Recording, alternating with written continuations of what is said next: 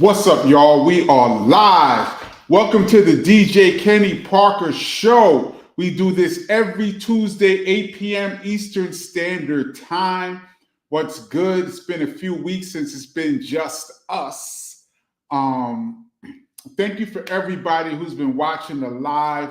I've been checking out all the comments. I hadn't had a chance to really give proper shout outs and comments on the channel since we've had a lot of guests, but I get to see all of the comments. Shout out to Gregory Nettis. I see a lot of regulars in the building. Spook Realm 4Q, what's good? MMA Crossfire, what's good? Matty Cakes Muhammad, what's good? Let's see. There's a lot of basketball talk. Haitian Space Program. What's up, peeps? What's good? GF Worrell. What's up, early gang? Let me scroll down a little bit. Let me shout out once again to the guests that have been on this show so far. It's been kind of fun. We've had Just Ice. We've had Said G from Ultramagnetic. We've had my man, the Chocolate Boy Wonder, Pete Rock. And last week we had oh my goodness. Oh my God, I have a brain freeze. Large Professor. I'm bugging. Shout out to my man Extra P. And I forgot to ask Extra P. You know, when I go back and look at some of the comments, you guys have some good questions. I forgot to talk to Pete Rock about Down with the Kings. I cannot believe I forgot to ask him about that. And I forgot to ask Large Pro about a friendly game of baseball. We got some more people lined up in the coming weeks, y'all. This is going to be really interesting. Some people were saying that I should give a little more of advance notice of who's coming on the show.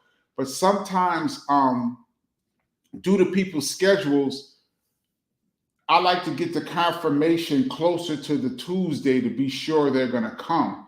You know, I don't want to put up days in advance, so-and-so is going to be here, and then for some reason they have to cancel or they can't make it. So I try to make it closer to the actual day. But we got some interesting people who have agreed to come on the show. So it's going to be popping this summer. Napoleon, what's good, my brother? Always. JT is in the building. What's good? I see some people in here talking about Juice being the best hip hop movie. I do believe a few weeks back we talked about the best hip hop movies. And did we consider Juice a hip hop movie? Because if we did, that would probably be considered the best, I think. Is Boys in the Hood a hip hop movie? If so, to me, that would be the best. But of course, Juice was incredible. Papa Sincere, let's get it, let's go.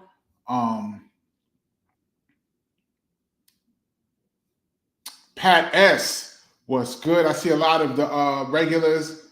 Dom Money, peace, much love from Texas.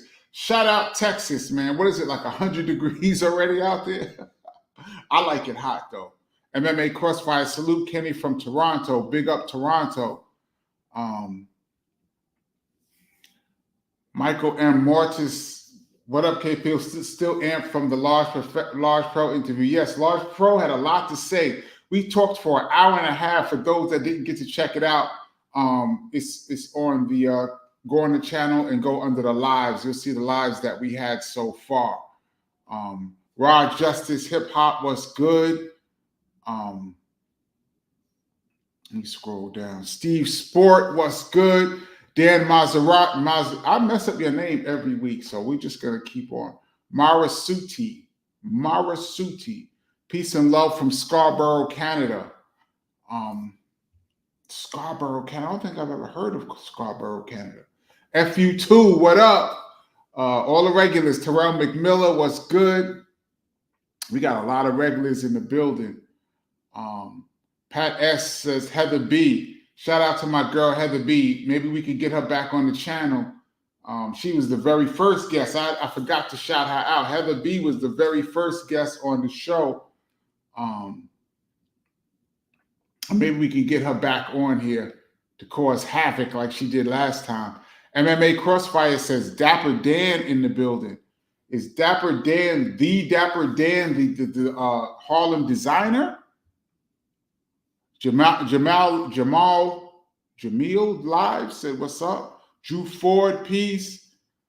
Earl Green, peace. Super Rob, peace. A lot of regulars are in the building. FU2 said Caitlin Clark is playing now. White baby, she's just. Shout out to Caitlin Clark. Yeah, she's playing right now.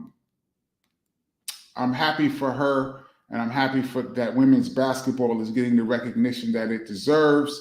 It's been already on the uprise, but she just took it to a whole nother level.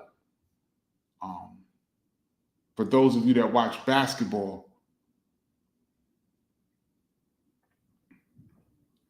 Candace Literary Crocheting. How you doing, Candace? What's good? Lady in the house. Good evening, Kenny and Chat Kathleen from the Bronx, New York. Shout out to Chat Kathleen. What's your favorite color? Do you like fedora hat or Kango? I hardly ever wear hats. I don't think I've ever owned a fedora hat or a Kango. My favorite color is probably dark blue. Is that navy blue? Navy blue or dark blue? I've never owned a Kango. No, I have to say.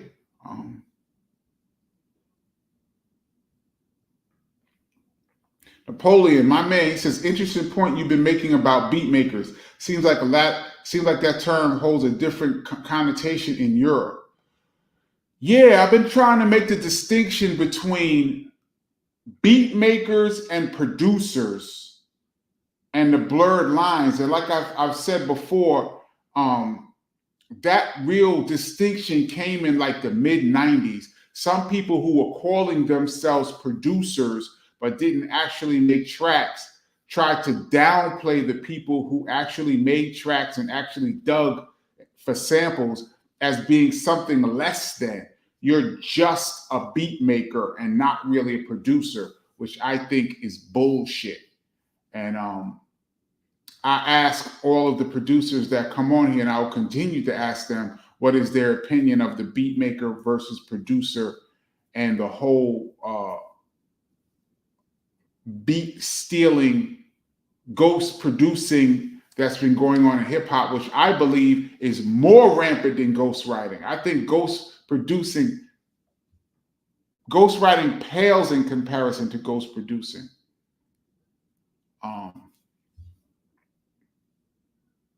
Haitian Space Program said, what you doing in the Philippines? Oh, he's talking to somebody else. Like, I've never been to the Philippines. I would love to get out there. FU2 says, Down with the Kings was a banger. Brought back Run DMC. Yes, it did. It brought back the great Run DMC. That was a platinum. They went platinum with that in 1993, 10 years after they originally came out. And Pete Rock did a fantastic job on them. And I wish I had to remember, I don't really write down. I write down a couple of things that I want to ask. But for the most part, y'all, when I have these conversations with the artists, I just be kicking it about things that I want to ask them or things that's in my head. And I definitely wanted to ask Pete Rock about Down with the Kings, among other things. But of course, what happened too is that he got on late with us and we missed like the first 20 minutes of the show. And then he had to leave early as well. So I think that kind of threw off some of the timing. Pat S says, bring some graffiti artists on here. Yeah, I don't know that many graffiti artists.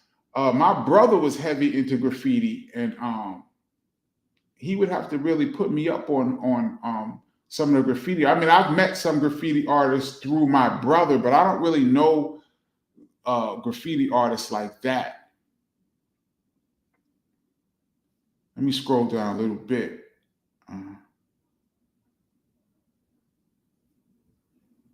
FU2 says, don't worry, Kenny. We find out when we find out who's on the show. Just make sure to tune in. Yeah, I mean, I would give people more advanced notice if I was 100% sure that some of the guests will be available at Tuesday at 8 p.m. Um, like I said, I might do some lives. I might move a date if an artist that I really want to get can only do a certain day. Then we'll move a date. But I'm really trying to stick to Tuesday, 8 p.m. Eastern Standard Time. I like this time. It seems to work for everybody, and it works for me. So, yeah, uh, I got. I've had an artist that confirmed about a month ago, but we still haven't set an exact date. So I'm actually glad I didn't say he was going to be on here yet. He said he will be on here, but um, he said he would be on here, but we haven't set an exact date. Let me get on that. Queen of the Underworld says, "What up, KP? I'm back. Welcome back, Queen of the Underworld. Where you been?" Pat S said, "Juice is definitely a hip hop movie. Juice is definitely the best soundtrack." Rap Salute said, "Juice is definitely the best soundtrack." Is Juice the best soundtrack? Menace to Society was a really dope soundtrack. Hip hop. Is Menace to Society a hip hop movie? If so, that soundtrack was really dope. I might lean towards that off the top of my head. FE2 said the best hip hop movie is Wild Style. Technically, like pure hip hop, yeah, that's like the Godfather, but we kind of venture out like it's like Juice. Juice is a hip hop. There's hip hop theme mixed in, but that's really a tale of a hood tale. Tupac was absolutely incredible in that movie, as was all the other actors, but Tupac really made his mark, man. Delbert Prince, peace. Michelle Riley, how you doing, Michelle Riley? You're a real one, and happy you're doing this channel. Thank you so much, Michelle Riley. It's great to get some ladies on this channel. It's mostly us guys here talking about hip hop, but thank you so much for checking in. 49er Neil, what's good? Says 49 Neil says, "Yo, Kenny Parker, what up, bro? I made it to a live." Thank you so much. I know you be working. Thank you so much for checking in. Gregory Nettis says, "Ask Pam Grier if she would come and both of y'all would drink coffee together." Yo, a lot of people make the jokes about Pam Grier. You know how crazy it would be if Pam Grier came on here? And would I even tell her? Should I even tell her that I saw her movie when I was 7? Would I even bring that up? I'd probably creep her out. Oh.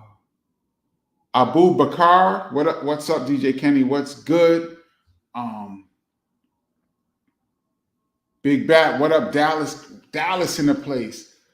BLKC Beats, West Phoenix. We got a lot of people checking into it. West Phoenix, Arizona. I don't think I've ever been to Arizona. I'm pretty sure BDP, in my time in BDP, I'm pretty sure we did a show in Arizona. We didn't do a lot of we did a lot of stuff on like LA and like the Bay Area. I don't really remember Phoenix. Like in my time, we never did a show in Las Vegas, which sucks. Fahim Lee, thank you so much for your contribution to the channel. Peace, Kenny. It's been a while. Let's get it, people. Match my beat, my super chat to show your love and appreciation. Don't get mad, get fresh. Don't get mad, get fresh. Yeah, I said it on sex and violence. Thank you so much for your contribution to the channel, as always. Shout out to Robbie the Danger, too, for your contribution last week. I got to see that after I got off. Thank you so much. FE2 says CB4 is a good hip-hop movie. I actually went to the CB4 premiere.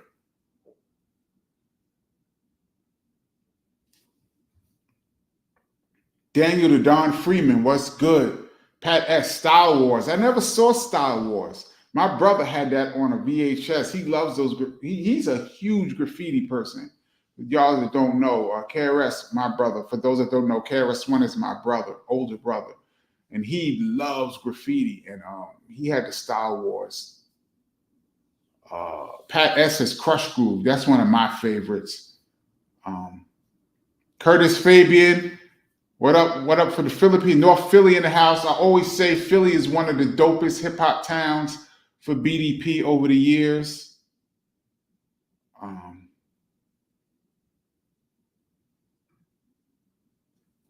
I think it came out 9 years later. But what do you think about Chill Rob G album Black Gold? I didn't get to check out the Chill Rob G album Black Gold. He just dropped the album like a year ago, and I got to check out some of that.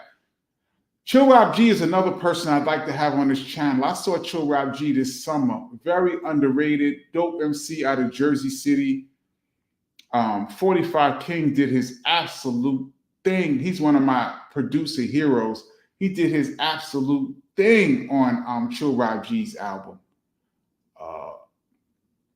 That's a person I would like to talk to on this channel. I got to make a mental note to reach out to him. Jamil Love said, "What's up, Kenny? Any new upcoming releases or projects being released from you or your brother KRS-ONE?" With me, I'm just starting to work on something. I don't want to talk about it too much until I get it moving a little more. My brother's always releasing music. He releases a lot of music. So his channel on YouTube, I do believe, is it's called the Temple of Hip Hop. And he does a session every Sunday. So check out the Temple of Hip Hop. KRS-ONE is on there every Sunday. You can ask him about his upcoming releases or whatever he wants to talk about. Delbert Prince says, "Kenny, are you planning to conduct any book signings?" Yes, I have some book signings coming up soon this summer, and I will let you guys know. But those that don't have the book, pick up the book. My brother's name is Kenny. A lot of the questions that you guys ask on this channel, I go into great detail about in this book. This is the real origin story of BDP and a lot of the behind the scenes stuff that I saw. The book is doing very well. Thank you guys who have already purchased the book.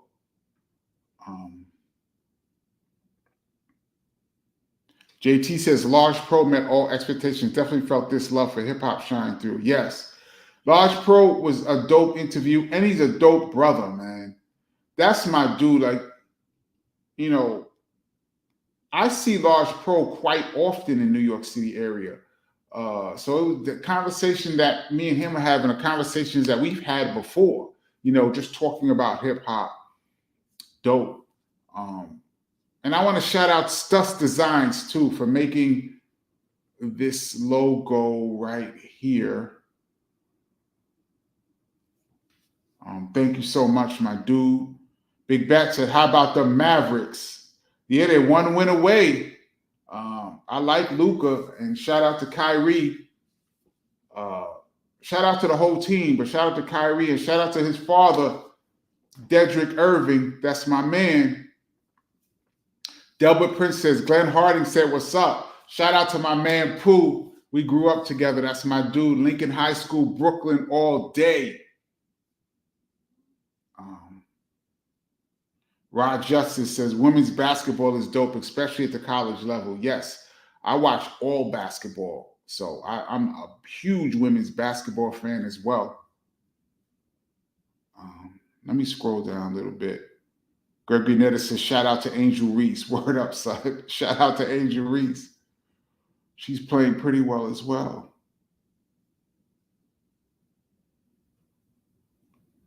Here's an interesting question. Once upon a time, you were only as good as your record collection. What do you think about all these sample services like Spice that make all the records available to everyone? Rod Justice Hip Hop. Well, I have mixed emotions. You're right. There was a time right before Serato and CDJs, which I would say 2005-ish, where you were only as good as your record collection.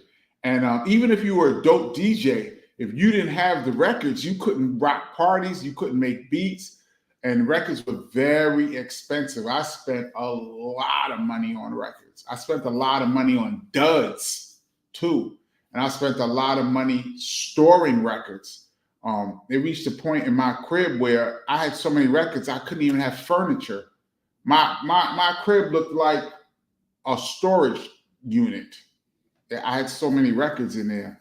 Um, so yeah, but at the same time, I mean, to find a clean copy, sometimes you can find the record you want. It's not a clean copy because the records are rare. I mean, I would have to say overall, I still think digging for actual records and finding that dope sample that no one has separates you from the bunch. But it's 2024 and everything is digital, so uh, it makes it harder to find rarer samples. That makes the diggers have to dig even more, which makes the beat maker digger even more important, because if right now in 2024, if you can find a sample or find a record that no one has used, that's not readily available, and you put it together, you are extremely important, and no producer can come along and tell you you're not valuable. So to answer your question, I think in 2024, I guess it's okay to have records available, but like there's also sites that tell you all the samples. Like any record you want to know what the sample is, all you gotta do is go and type it in. There's sites that tell you every sample too. I mean, I have mixed emotions about that too, but you know, it's 2024. I mean, it is what it is now. It makes it harder to come to be original, but keep on trying to be original, keep digging, keep looking for records, keep looking for 45s, keep looking for CDs, wherever you VHSs, wherever you get your samples from, keep digging, man, because when you find something special, it can separate you from the pack. Willie Shelton, peace from Arkansas. Now, I can safely say I've never been to Arkansas. I could say that with um, authority. Let me scroll down a little bit. Big Bat says a New Yorker without a Kango. Yeah, I was more of a baseball cap dude and like a Scully, like Winter Scullies, or like a baseball cap. I was never Kangos were big in like the mid 80s. I remember Kangos being real big. It just wasn't my thing.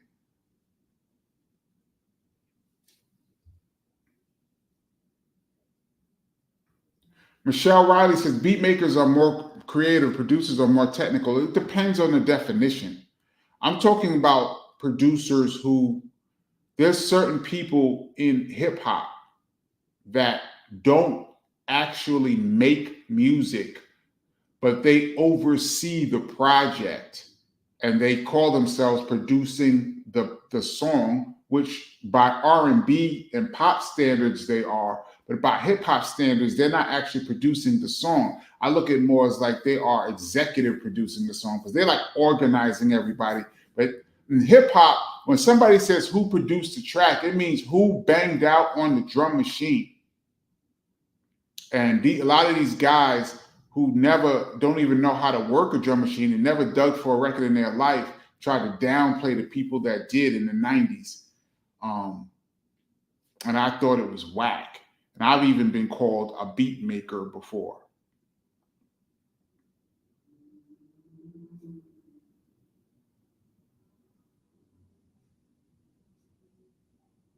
MMA Crossfire says Large Professor was amped up on the beat maker topic. Yeah, because digging, I keep bringing this, that's the last time I'm going to talk on this, but digging is a way of life. Like being a record digger, digging for samples, it consumes your whole life. Every waking day, you're thinking about where can I go to find new records? Where can I get records? What sample? When you hear a song, you immediately start breaking down the record into sections of what sample and what's what. You could be out to dinner somewhere and they could have music in the background and you hear something and be like, what's that? In the middle of your meal, you might be hearing something and be like, what's that? That sounds like something that'd make a dope sample. It's just a way of life. And People who don't collect records or dig for samples, they'll never understand. Danielle Don Freeman, yo, KP, do you think you can get Mad Lion or Special Ed on your show? Well, I probably can. I mean, Mad Lion, of course, is a BDP member, BDP crew member.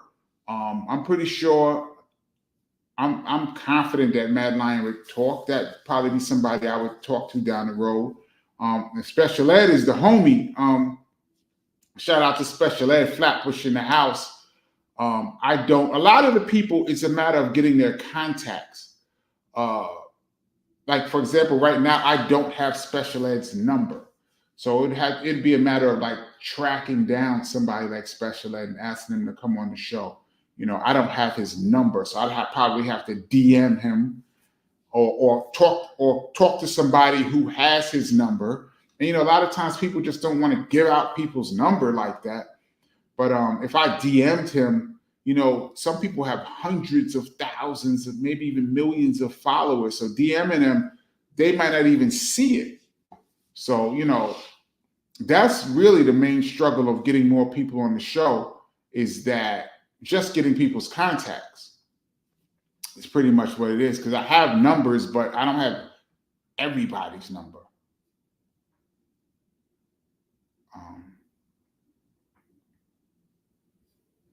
Let's see.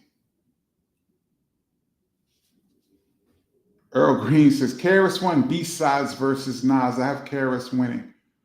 Oh, that would be an interesting battle. B-side battle. That's an interesting battle. When you mean by B-sides, you mean that an actual 12-inch that came out and what's on the back, like what was the single and what's on the back?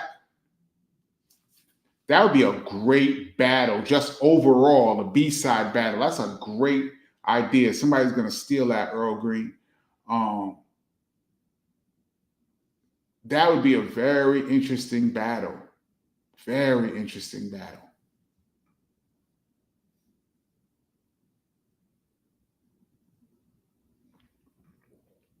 Rod Justice Hip Hop. First time I ever heard the question, are you a beat maker or producer, asked was on an internet radio show about 10 years ago.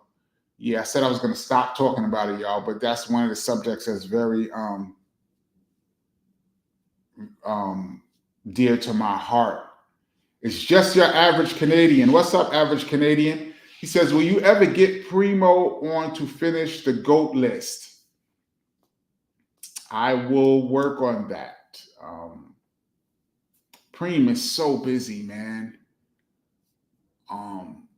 And I mentioned a few months back on this show that I was hanging with Preem about a week after the Super Bowl. So that must have been the first week of March. I went by the studio to check out my man DJ Premier, and he gave me a sweatshirt, a Gangstar sweatshirt, which was dope. That's my dude. I would love to, get on here and talk to Preem. I'm gonna work on that. Let's go, Preem. Let's go.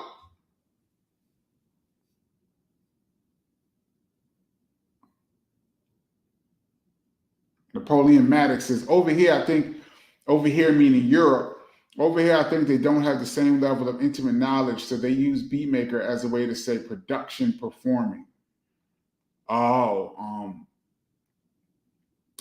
You know what? Even production performing as a credit, I'll accept production performing. At least that sounds like a technical term. I mean, beat maker just sounds like you made the beat, but there was so much more to the song. A lot of times when you hear the actual beat that the beat maker submitted and what actually the producer did after it, it'd be like the same thing. And I'm not going to talk about it anymore, y'all. That's it for this week. I will not mention this anymore. Let me scroll down a little bit, y'all. I'll be missing a lot of comments. I'm scrolling all the way down.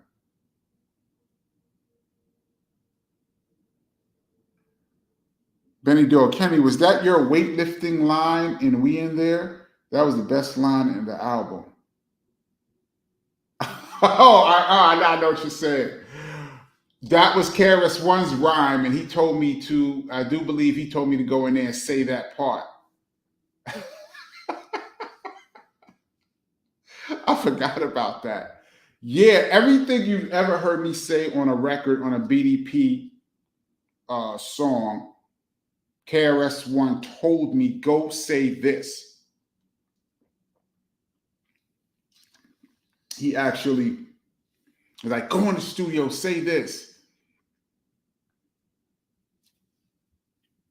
Let me scroll down.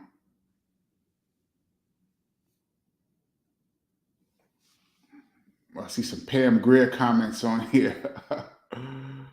Oh, what's this?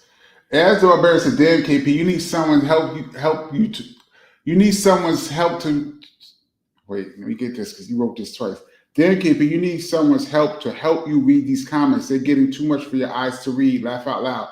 Too many, many. Yeah, there's a lot of comments on here, and I'll be trying to thank you guys for commenting, by the way. I really appreciate that. I just be trying to, it's like a whole list and just be moving.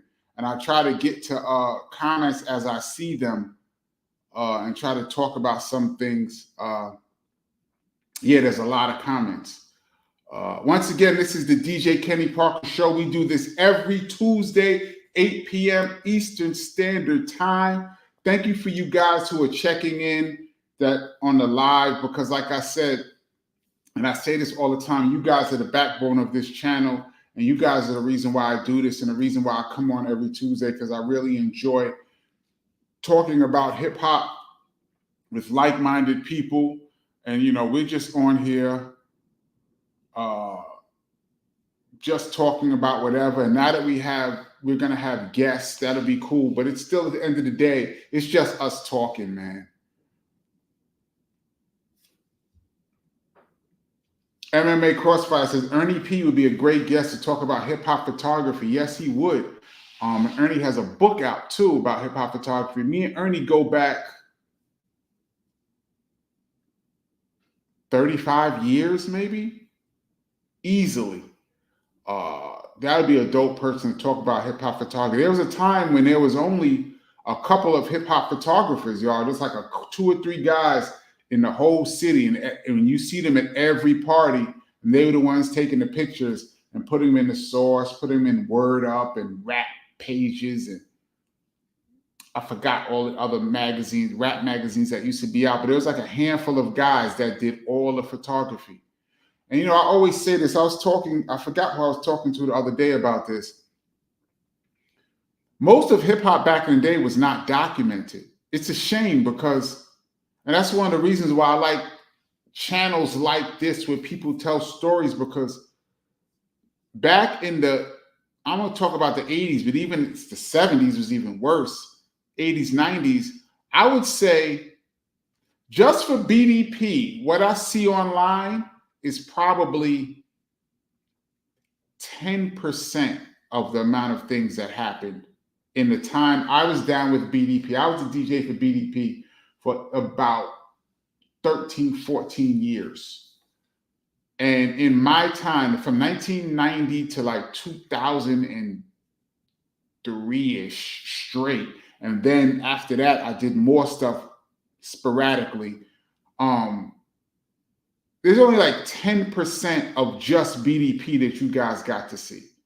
And if I think about all of hip hop, we've only seen like a small amount of it. Now, if you think about today, you're probably seeing 85 or 90% of hip hop that's going on. Every show, there's 1 million people filming, streaming. The artists are on social media, posting every moment of their lives, 24 hours a day. We're getting at least 85% of everything that's going on in hip hop. I would say in the 90s, you probably got like 15%. In the 80s, probably like 5%.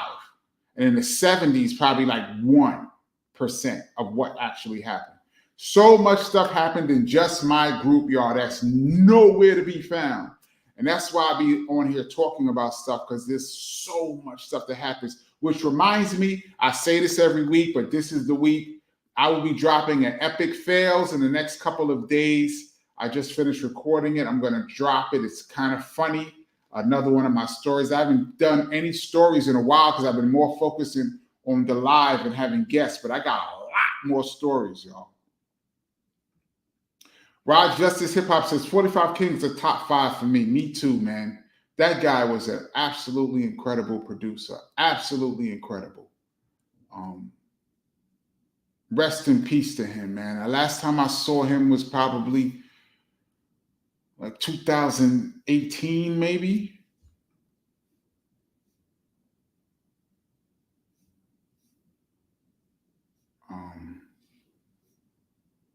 Let me scroll down a little bit more.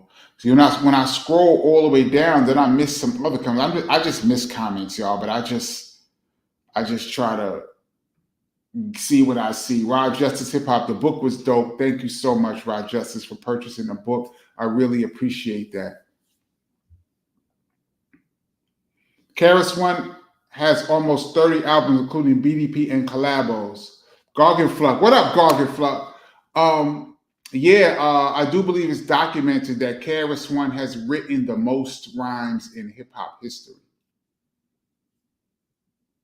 That's an amazing feat. KRS-ONE has written the most rhymes that has been published in the history of hip-hop.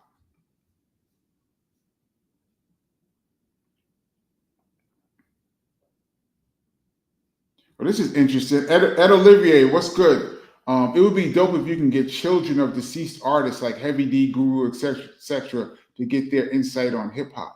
That would be dope. That would be dope. Get hip hop from a kid's perspective. That's like growing up hip hop. Isn't that like a reality show? That would be dope. Firebird Phoenix, what's good?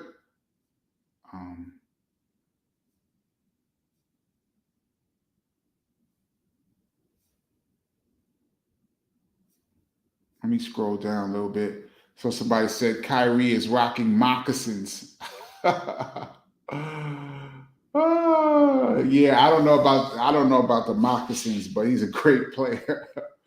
Garganflux, what up, KP? You were on Lord Jamar's show at one point, right? Yes, I was. About a year and a half ago, I was on the Lord Jamar show. Shout out to my man, Lord Jamar. Shout out to the whole brand Nubians. Shout out my man, Poobah. Shout out Sadat X. Shout out my man, DJ Alamo. That's all family. I hope to have some of them on this show soon.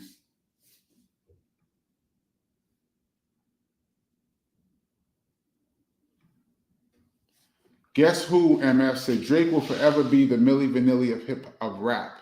Yeah, we had a big Drake discussion here a couple weeks ago, and I got a lot of heat for it. And let's be clear, something just came out, another like reference track that somebody wrote a song for Drake. My argument is going to be this: ghostwriting. If we're going to say that ghostwriting is whack and Drake is whack because he has a ghostwriter, and let's say that's whack, then it has to be whack for everybody. It can't just be whack for Drake. It has to be whack across the board. If it's whack for Drake, then it's whack for a lot of people who we liked in the 80s and 90s and 2000s that all had ghostwriters too. And they get a pass because it's the 80s and 90s, but Drake don't get a pass because it's 2024. No, it's whack for Drake, and it was whack then to me. People talk about, this is another one of my topics that I'm passionate about. People talk about how whack ghostwriting is, and it's like an unwritten rule that MCs are supposed to write their rhymes, but the whole hip-hop rap, the whole rap foundation is built on ghostwriting. We all know the story about Rapper's Delight and how Big Bank Hank stole those rhymes from Grandmaster Caz. I'm not going to go into the whole story here, but if you don't know the story, you guys should check it out. That is the first official rap song, and it was built on ghostwriting and basically a lie.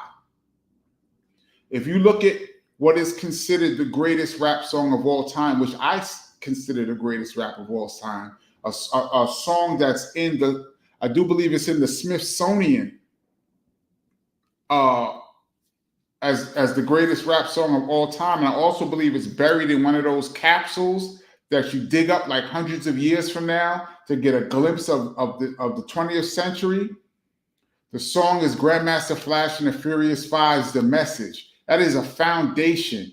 And that song has so much controversy. If you don't know, look up the name Duke Booty.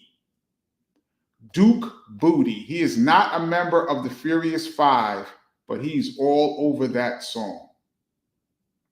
And so I say all this to say, this ghostwriting controversy has been going on since the beginning of records. And hip hop's foundation is really built on a lie.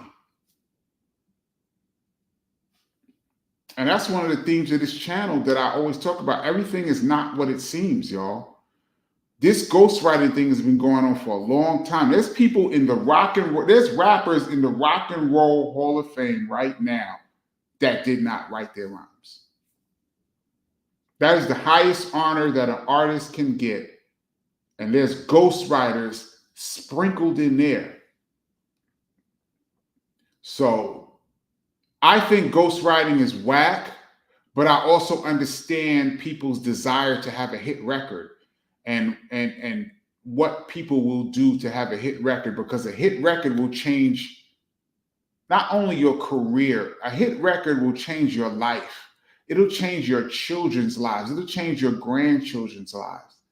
The amount of money that's generated for having just one hit record is so great that people will do anything to get one, even have someone else write their rhymes. And I think it's whack on an artistic level. But if it's whack for Drake, it has to be whack for everybody. That's just my opinion. All right, let's move on. That's my rant of the day, y'all. And I swear, I keep saying I'm not going to talk about this, but y'all I keep seeing it in my in my comments. For example, Rosmel says, didn't DJ Mark sue the British rap group Snap for illegal sampling of Chill Rob G's album? No, it wasn't Mark. They sampled Rob G's vocals. Here we go again with ghostwriting. There's a controversy to I Got the Power. That's a whole big controversy. That's ghost producing and ghostwriting. This is what I'm talking about. That was a huge record. The original way Snap did it, then the guy came and did the vocals over, but kept some of Chill Rob G's vocals in the record. This is what I'm talking about, y'all. Ghostwriting is sprinkled through the whole history of hip hop. And it was whack then, and it's whack now.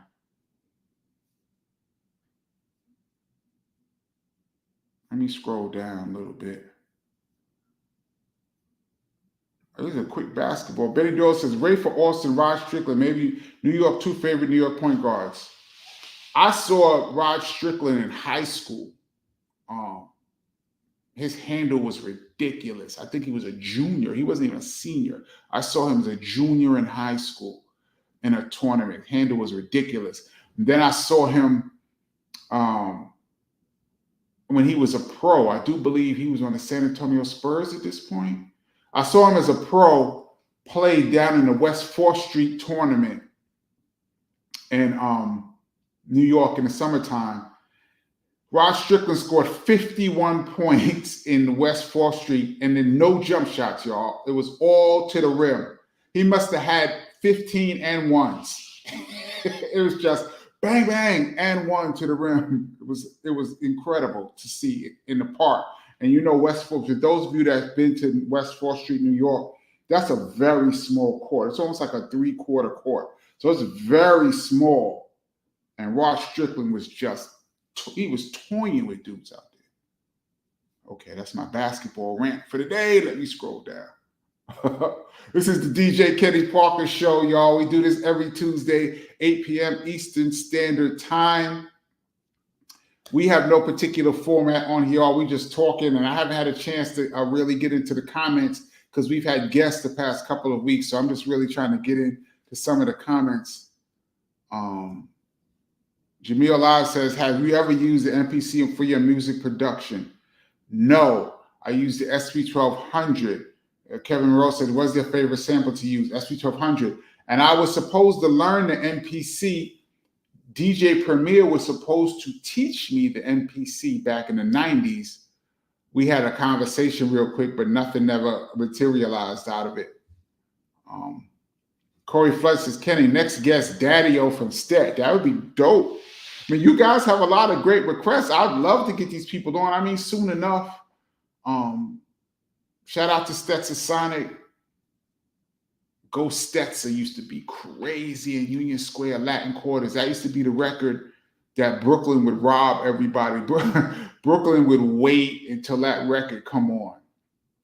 And when Red Alert throw on the drums, bang, go Brooklyn, go Brooklyn. They would snatch everybody's chain. Wild. Shout out to Daddy-O. Oh, man.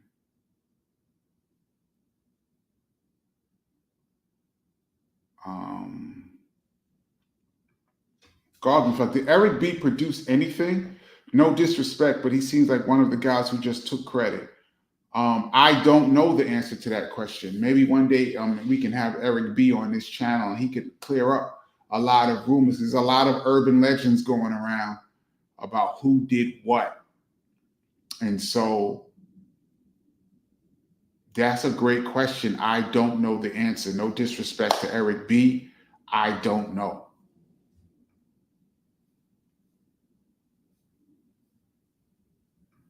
Drew Ford, we're back. Shout Drew Ford.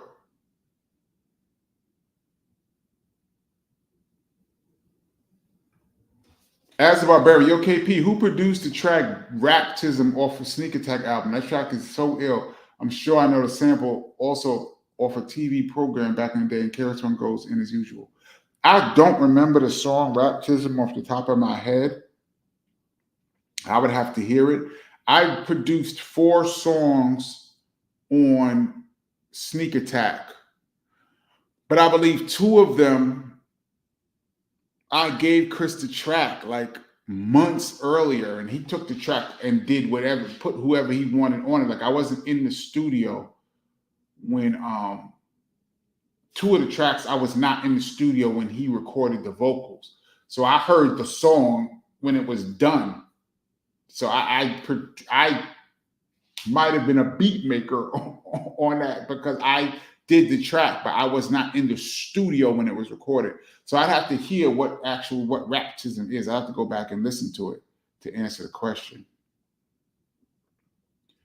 Nicholas Gilmore, that new Pete Rock and Common is fire. Yes, shout out Pete Rock and shout out Common would be so dope to get on this channel. I have so many questions for that dude. Common is an elite MC, man, and a dope performer live. That would be dope, and I hope their project sounds like this new song. Shout out to them. Gargan Flux says, KP, can you get Bumpy Knuckles on? That would be dope.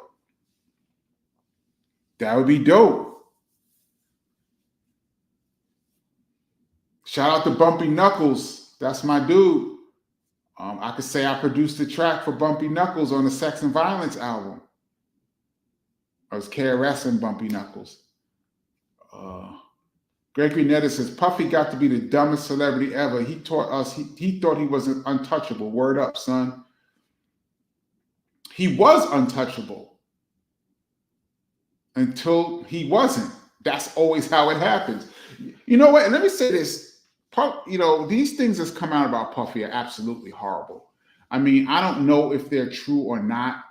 I mean, there's nothing that's been settled in a court of law, so it's a lot of like stuff coming out. But from what we've seen so far, he's a monster. But it seems very odd to me how this stuff is coming out.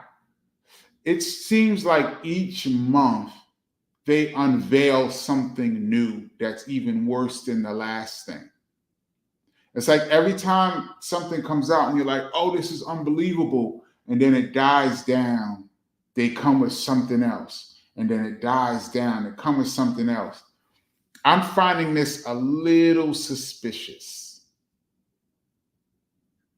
Let me just say that. I'm finding this Puffy stuff a little suspicious. Not saying that he didn't do it. I don't know what he did. I've never chilled with Puffy like that. I mean, we were cool back in the day. Like, you know, when I see him, we were cool. He was always cool with me, but I never chilled with him. I've been to a lot of his parties, not the private parties, but like, you know, the industry events and stuff like that. Back in the day, I used to go to. So I personally don't know what he did or didn't do, but it just seems suspicious to me. Charles 13X, holla at Howie T. I would love to holla at Howie T.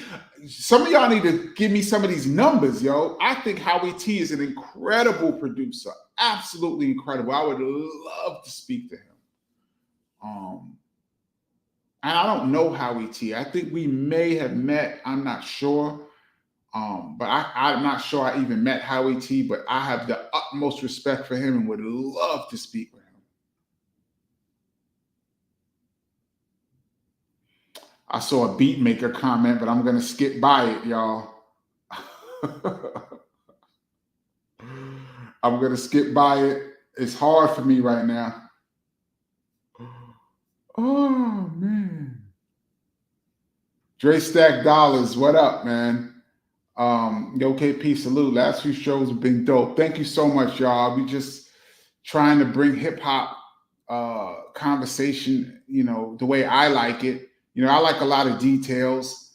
I try to get, you know, as detailed as I can with certain questions. You know, I'll try to get rid of like the fluff and the filler, and we just jump right in. That's how I try to do it. You know, it's still a work in progress, and I forget to ask these guys some things, but we're gonna keep on keeping on. Whatever it is whatever it is. MK Ultra, peace.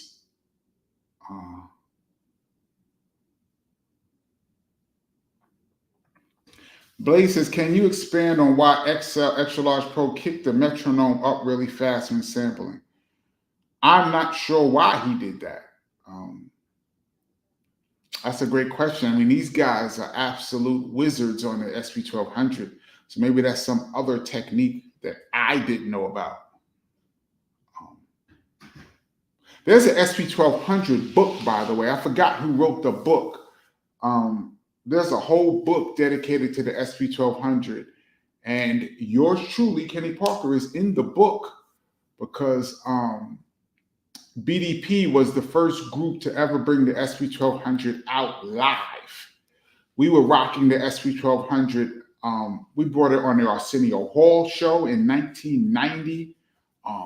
We had it on stage in the beginning of 1990. Chris was like, yo, he showed me the SP1200. Was like, we're gonna rock this, do beats live. We were doing routines live off the SP1200 in the beginning of 1990. We took it to Yankee Stadium. We took it on TV, videos. So because of that, I got a little mention in the SP1200 book, which is dope. I cannot remember who wrote that book, but shout out to him.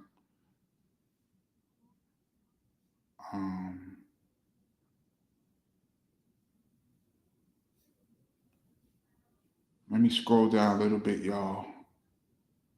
Yeah, I see people ask some questions about the brand new heavies and Lost Professor. I forgot to ask about that.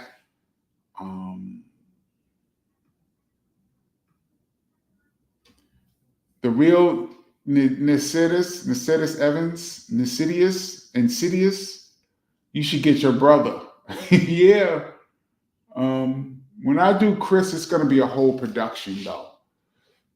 It's not going to be a split screen. It's going to be a whole other thing. Chef Daddy, we need a Q-Tip or Ali Shaheed Muhammad interview on here. Hell yeah. Y'all know how I feel about those of you that are regulars on the channel. You know how I feel about native tongues, so that would be incredible. Shout out to them for making the Rock and Roll Hall of Fame too.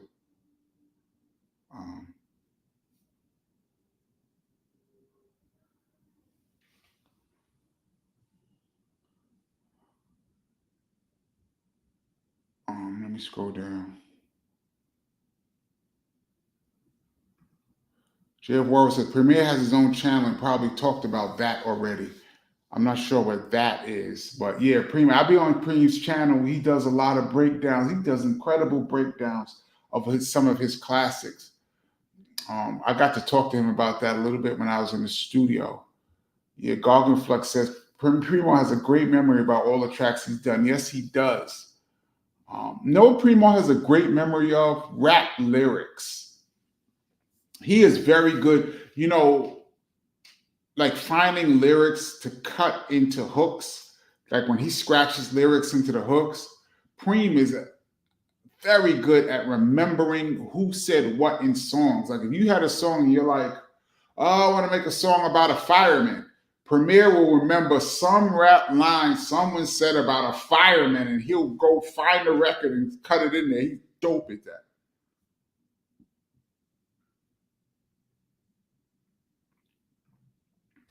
Benny Doe, how could I forget Kareem Reed and Pearl Washington, Boys High? I have a whole story about Pearl Washington in his book. I got to play against him in high school. Let me scroll down.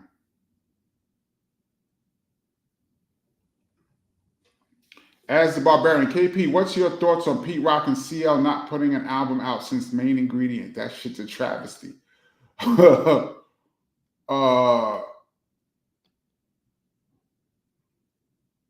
know, things happen. You know, being in a group in music, in the music business is very difficult with egos, with entourages, filling people's heads with stuff. And, you know, there's been some conflict with Pete Rock and CL Smooth. I didn't get a chance to touch on that with Pete. And, you know, I guess they chose to go their separate ways. I would love to see them get back together or at least tour. I would definitely go see that. Shout out to CL Smooth, too. That's my homie. Maybe one day he can come on the show. But, yeah, I mean, you know, being in a group and seeing the dynamics of a group and seeing the egos and all the things that go into it and people's ambitions, and some people outgrow the group and all kinds of things that go on, it's very difficult to be in a music group. Very difficult. And that's why most groups don't stay together. Probably 99% of all the rap groups that ever came out, somebody left or broke up. It's really hard, man. In all of music, pop, disco, funk, whatever, it's just very difficult for groups to stay together, man. So Pete Rock and CL Smooth not putting out an album since Main Ingredient, it's not even that surprising. It happens a lot. 73 Trini, what's good? This is a very interesting question. DJ Platform 204, is there any footage of KRS-ONE scratching on turntables from back in the day? I know he did BDP cuts, but I've never seen him scratch before. I actually have some footage of KRS-ONE scratching at home. Home footage that I shot of KRS-ONE scratching. One day I'm going to release it. I don't know what would be the occasion. Probably like part of a documentary or something. But I do have this footage, and it's actually funny because there's a lot of other stuff going on, a lot of trash talking and stuff going on in the midst of him cutting. So it was actually funny. He's at home. That's a great question. You can see KRS on the wheels if you look at BDP Live Hardcore Worldwide, the live video that we did in 1990.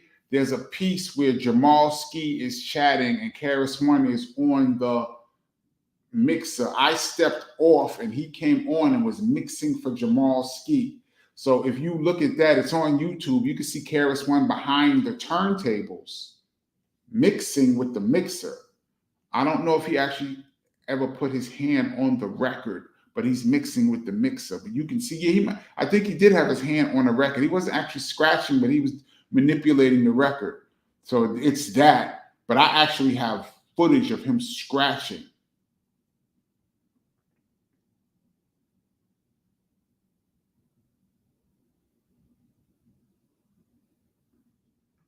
FU2 says, "Oh, shit, that was you on We In Here. I mean, We In There." Wow. Yeah, I produced the song. That was the first song I ever produced for KRS-ONE, was the song We In There on the Sex and Violence album.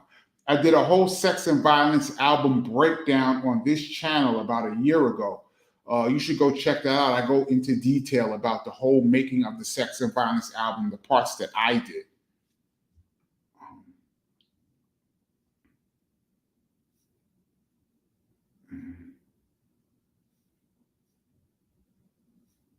Let me scroll down a little bit. Damn, we had an hour already, y'all. Thank you so much. I be trying to keep, you know, I say this all the time, y'all laugh at me. I be trying to keep this show to an hour, and we be going over because we just be on here talking. So I'm gonna go a little while longer because I want to get to as many comments as I can and questions as I can. I'm gonna go a little bit longer, y'all. Engage VR YouTube channel. What up, man?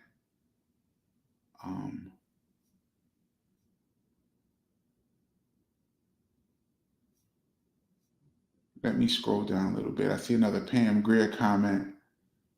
I'm gonna DM Pam Greer and see what happens. I'm gonna DM Pam Greer and see what happens. So that would be wild if she responded.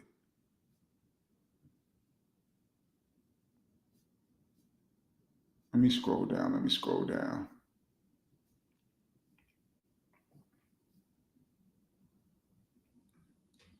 Guess who MF said the first smooth rapper? Who was the first smooth rapper? That depends on what you consider smooth. I mean, Master G was smooth on Sugar Hill, on Rapper's Delight, compared to Big Bang Hank and and Wonder Mike. Smooth. Waterbed Kevy Kev.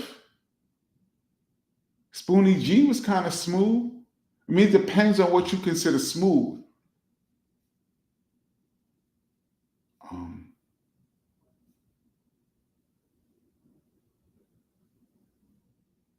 Let me scroll down a little bit, y'all. I'm scrolling.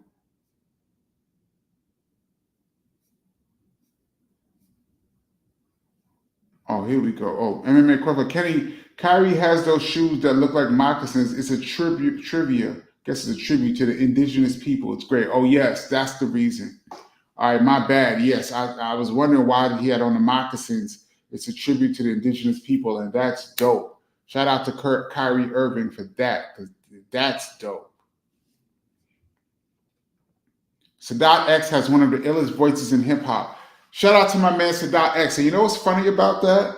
He sounds exactly the same in real life.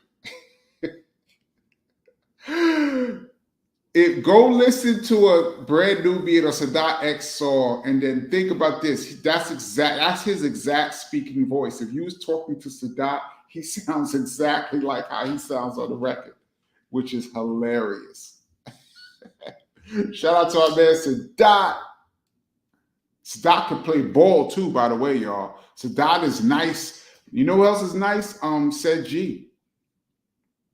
I played ball with Sadat and Said G before, and both of them can ball. Charles 13X. All real MCs write their own rhymes.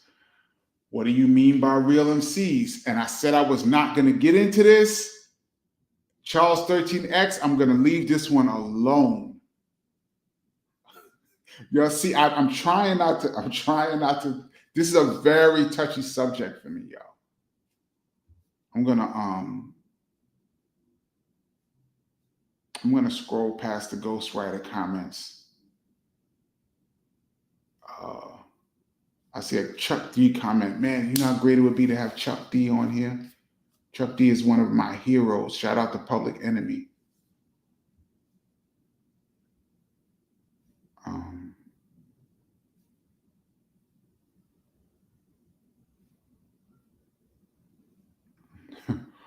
Beans Vermillion says the name Duke Booty is pause worthy in 2024.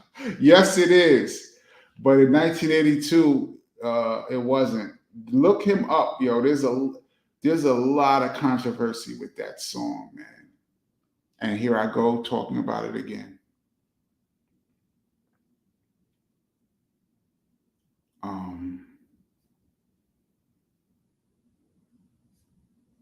Let me scroll down. There's a lot of comments about the ghostwriting. Terrell McMillan, thank you so much for your contribution to the channel. And you always contribute to the channel. I'm sorry I didn't get a chance to shout you out the past couple of weeks. As you know, we've been having the guests on here and I haven't got a chance to get into the comments, but I see all the comments. I read the comments afterwards, y'all. So I see the comments. Terrell, dope interview. Thoughts, Kumo D, Skinny Boys, Antoinette, MC Light, King Sun, King Just, Milk Bones, Pebbly Pooh. Thoughts on all of them? Kumo D, one of the top MCs of the early 80s, doesn't get mentioned enough for his lyrical skill. And that's my homie. And that's a person I'm going to reach out to come on the channel and talk about the Treacherous 3 in those days. And I might fan out y'all when he comes on, but if he comes on. But shout out to Kumo D. The Skinny Boys, I always felt like that was a gimmick. I think if they didn't have the name the Skinny Boys, I think they would have been doper. They're doing the beatbox. They had some cool songs, but there's the Fat Boys and you're going to be the Skinny Boys. I thought that was too gimmicky. I think if they had their own name, they would have been doper. Antoinette, MC Light, great battle that doesn't get mentioned that much. Shout out to my man Jetta. He loves Antoinette. King Sun, that's the homie. Shout out King Sun. He had a song called Be Black in like 90 or 91 that I used to like. The video was real dope. And I remember King Sun from the Latin Quarter. He had the song Hey Love that Red Alert used to play a lot. King Just, shout out to him. I do believe we went to the same high school, Lincoln High School in Brooklyn.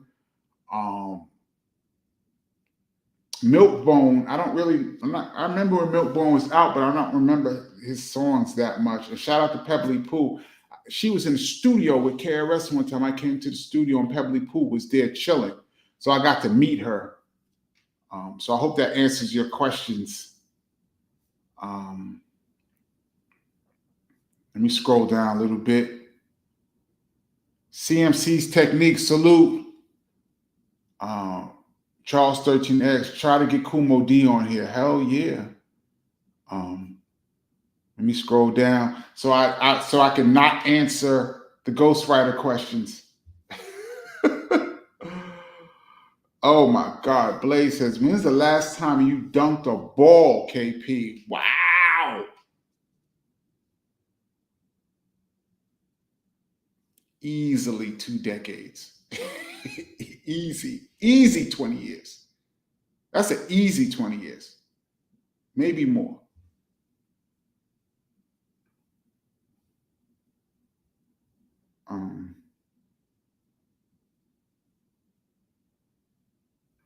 Def Rocker, I saw Latifah at West 4th Street back in the 90s.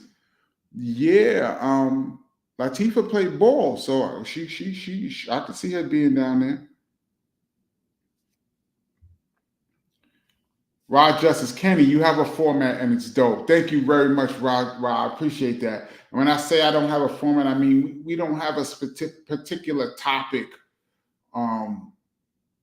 We don't have a particular topic. We just be on here talking about whatever you guys want to talk about.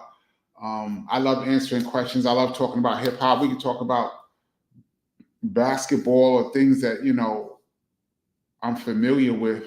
So when I say we have no format, we have no, what's the word I'm looking for? Then not format. We have no direction. No, that's not the word. We just up here. We just out here talking, y'all. We had an hour and 10 minutes. I'm gonna hold on a little while longer and answer a few more questions. Benny Doyle says, yeah, Rod Strickland was unblockable in the paint. Yes. I consider Kyrie like Rod Strickland with a dope jumper. Last week's show with Large Pro was effing dope. Thank you so much. Shout out to Large Professor. Do you think Chris will ever appear on the show? Chris being KRS? Yes, I do. I actually spoke to him about it a little while back. But when I do it, I want to do it right.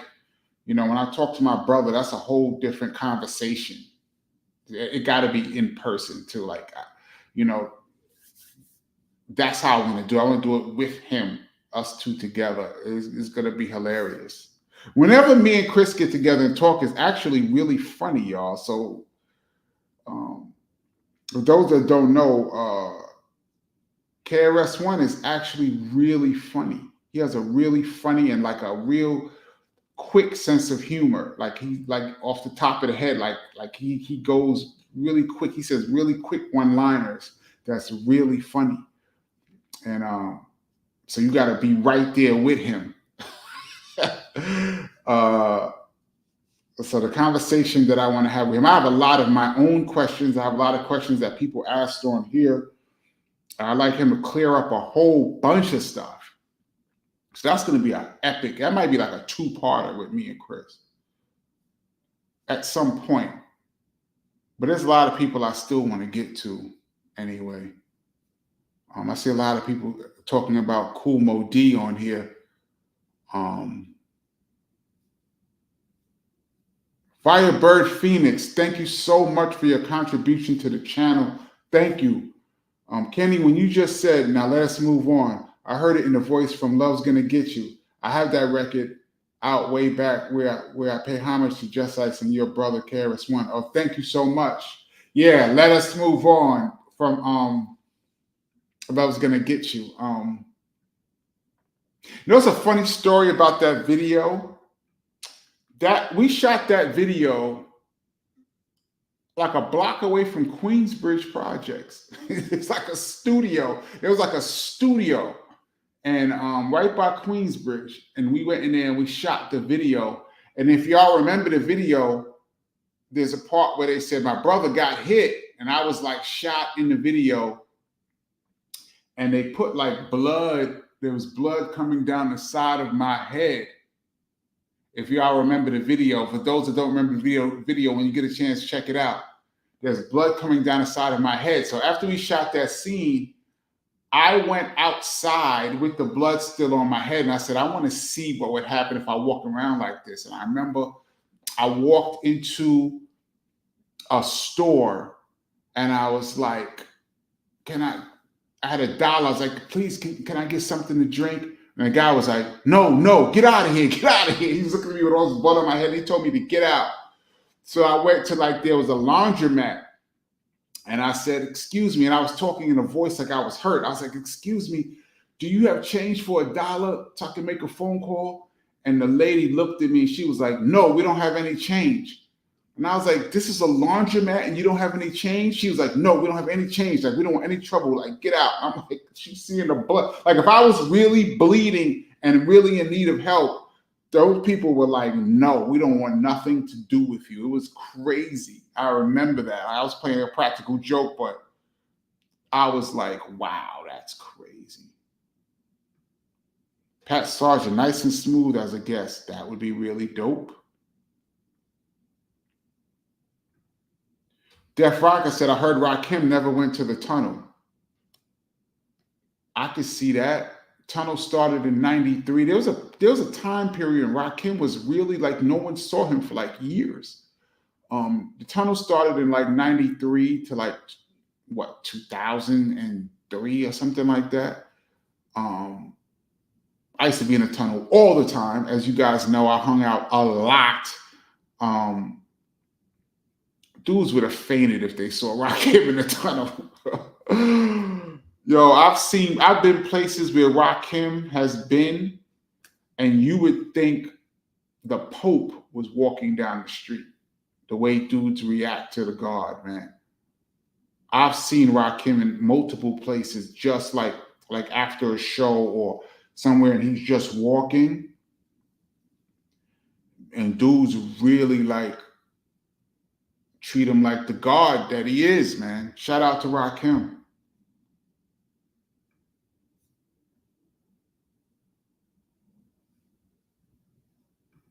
Queen Latifah as a guest, that would be dope.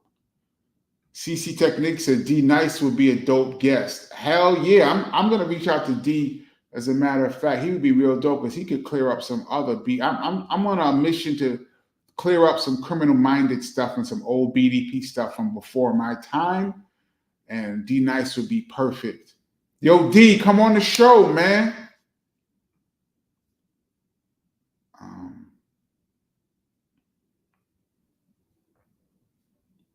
I'm going to answer a few more questions. We're going to jump off. We're at 1:16. Thank you so much, guys, for checking out the show. We do this every Tuesday, 8 p.m. Eastern Standard Time. And we got some ill guests coming up in the future. I will let you guys know.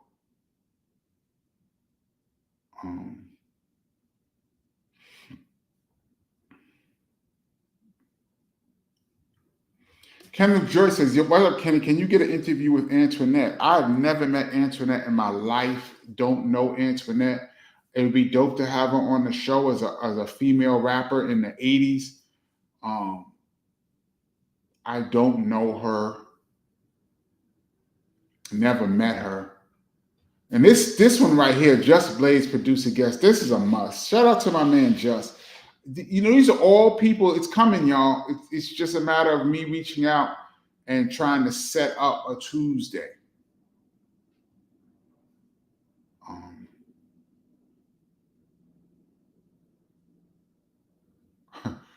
Graybeard said, Derek Jones is the most in-demand DJ on the planet right now. He's not coming here. Yes and no. D Nice, my man, is the most demanding DJ on the planet right now. Yes, he is. But that's also my homie. So maybe he will give us a little time. It might not be an hour. If we can get 15, 20 minutes just to come on and say what's up, that would be really dope. Last time I saw D Nice was about a year ago, a little year and some change ago. And we sat outside of, it was a Tony Touch party. And after the party, me and D Nice sat outside at a pizza joint on 14th Street in Manhattan for 2 hours. And we just sat there and talked. It was like 2 o'clock in the morning in New York. And me and D Nice and a bunch of rats running around. Y'all know New York City is rat infested. And we sat and we talked for like 2 hours. And you know who we saw walking past? Rod Strickland. Funny we bring him up. Rod Strickland walked past and said what's up to D. At 2 o'clock in the morning in New York. Me and D Nice sitting outside and Rod Strickland walked past. New York is the city that never sleeps, y'all. So yeah, maybe Derek might come, man. That would be dope. All right, y'all, I'm going to get off shortly. I always say that, but I keep scrolling down. E-Money, what's good? A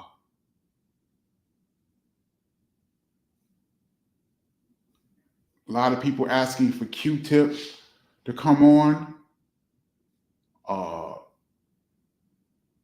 That would be dope. Westlove, did BDP KRS ever want to work with Thinkable Planets? I don't know.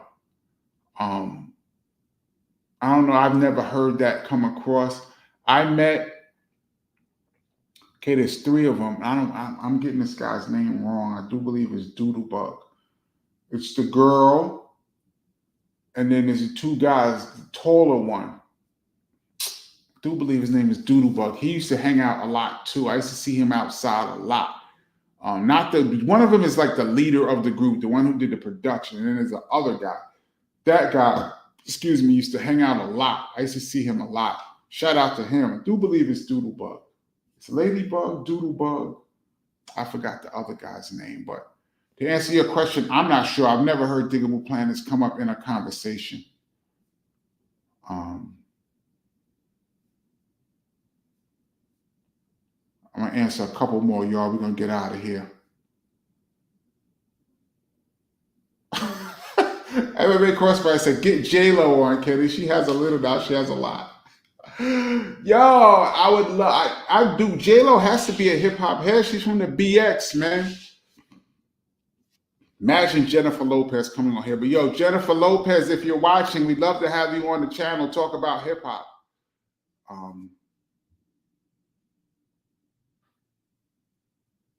That's funny.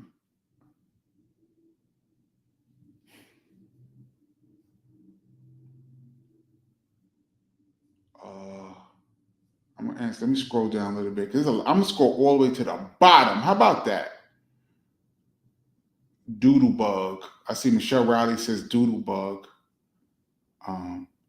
Gregory Netta says get Method Man as a guest. Anybody from Wu-Tang would be a guest. I don't really know Method Man like that. I met him once. The member of Wu-Tang that I'm most cool with is the Jizza. Shout out to the Jizza, that's my dude. And shout out to Master Killer too. I've seen him quite a bit. He's mad cool. I used to be cool with ODB. Rest in peace to him. I've met just about everybody in the group. I never met Inspector Deck, who's one of my favorites. Shout out to the Rebel INS. I never got to meet him, and he's one of my favorites in the group. Everybody else I pretty much met.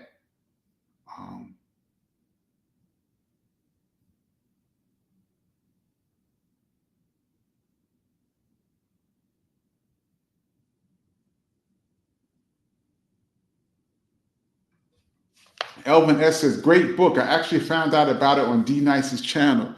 Yes, pick up the book. The link is in the description below. Shout out to my man D Nice. Yes, he checked out. D Nice is in the lot in the book.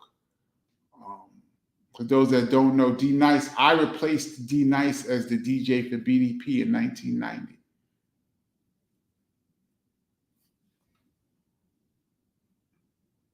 Gregory Nettis, Kenny Rats versus KRS-ONE Rats. Who wins? I hate rats, y'all. I despise rats. That's like I despise. And if you read the book, you will know why. Channel Live. Yeah, I mean, Hakeem. I've been a guest on Hakeem's show. Shout out to Hakeem and Tuffy. Channel Live, I'll definitely have one here as well. I mean, these are like family members. I'm trying to get the harder people first. Guess who says New York Rats versus Baltimore Rats? I'm going New York Rats. Yo, late night in New York, like 2, 3 in the morning. No, from like 11 to like 3 in the morning, 4 in the morning. You have to walk in the street at night. This in like lower Manhattan, from like, I would say the lower 20s down to World Trade Center in Manhattan is ridiculous. Parts of Brooklyn, you can't even move, man. They're all over the place. I don't know if Baltimore, I haven't been to Baltimore in a while, but I'm putting New York Rats over everybody, man. They out of control. Oh.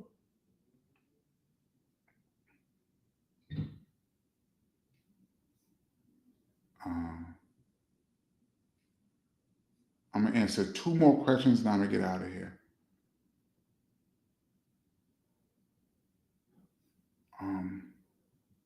Somebody said Coogee Rap. He would be a dope guest.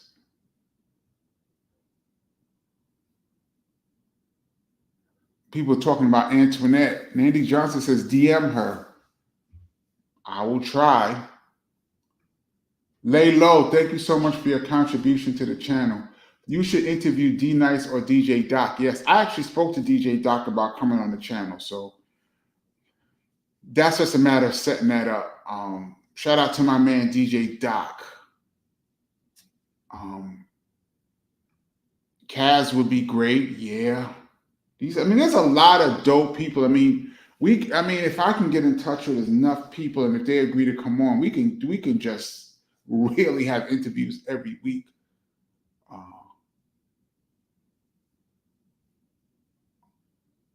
All right, I'm gonna get out of here, y'all.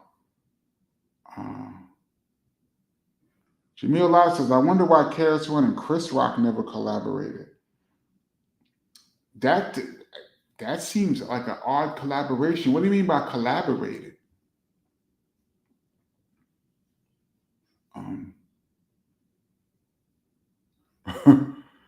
Rosmel Kenny, you wasn't dead, but the blood was pouring. Yeah, that part of the record. Canera says Silver Cup Studios right next to 59th Street Bridge. That might have been it. But if I remember, this studio was across the street from Queensbridge. It was like right across the street.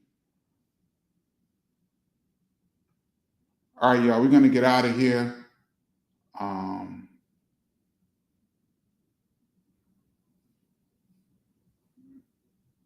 Yeah, we're going to get out of here. We do this every Tuesday, 8 p.m. Eastern Standard Time. God willing, y'all stay safe, and we'll be back here next Tuesday, 8 p.m. Reggie Johnson said you should get the other BDP members on as well. Yeah, I'm gonna try to get as much as I can.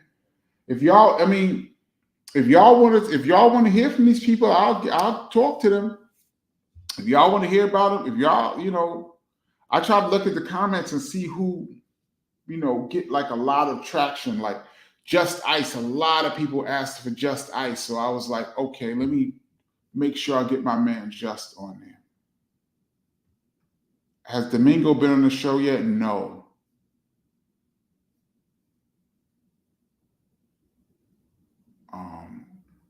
Charles 13 says, I know Kenny and Chris together is straight comedy. Yeah, it is. All right, y'all. I'm going to get out of here. And I'll catch you guys next week. Thank you so much for checking out the channel. Next week, Tuesday, 8 p.m. Eastern Standard Time, we're going to do this. I'm going to check off y'all. Peace.